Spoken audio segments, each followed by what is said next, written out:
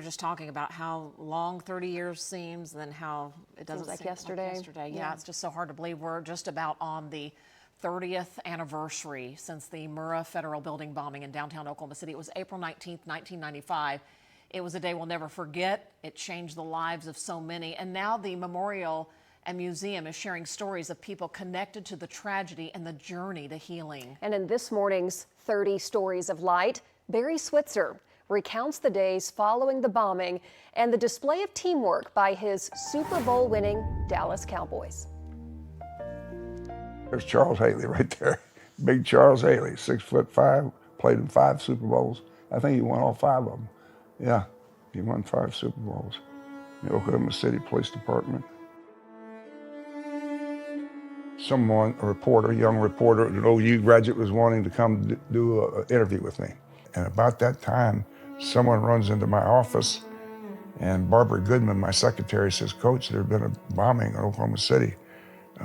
Building's been exploded." We turn on television, and next thing I know, I've got a few secretaries, a few coaches in my office, and we're all watching our television there. And we all sat mesmerized the rest of the morning and watched that. And we're on a plane, and we're flying to Oklahoma City. The next day, we kind of congregated there. And from there, we were led down to the site. We were met by the governor and Frank Keating at that time, Governor Keating. Here I am talking to Governor Keating, Frank Keating. We're standing here in the area there, zone area. Troy Aikman again. Anything you want to say I appreciate the job everyone's doing for Oklahoma. I know people all over the country are impressed with what's happening, and the teamwork has been put together to make this successful.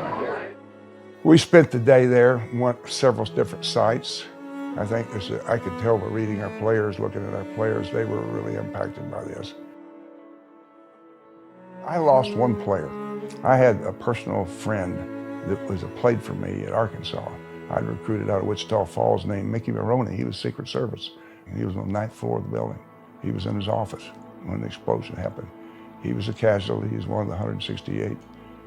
And I came back for his funeral a few weeks later.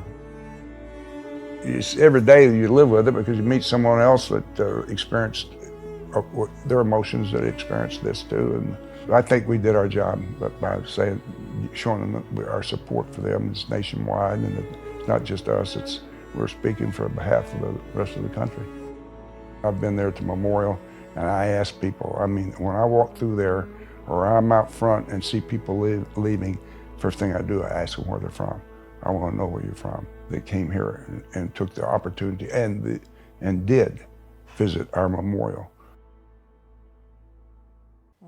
So interesting to hear just different recollections of that day. Well, Coach was talking about Mickey Maroney there. I went to church with Mickey Maroney and his wife, Robbie. She was a realtor here in the metro area. And I think that's the thing that's so touching about this. You either knew someone or you knew someone who, knew someone at the time. Oklahoma City has changed so much for the good, but it does seem like we're kind of a big, small town, that everyone is so connected. Yeah. And I think that's what the ties that bind us together. And you have to keep talking about it, whether it's difficult, whether you were there or not, whether you're alive or not. You have to keep talking about this to share that story so that we never forget. Yeah, so many generations now weren't even born at the time, and we have to count on them to carry the torch, too, to continue telling the story.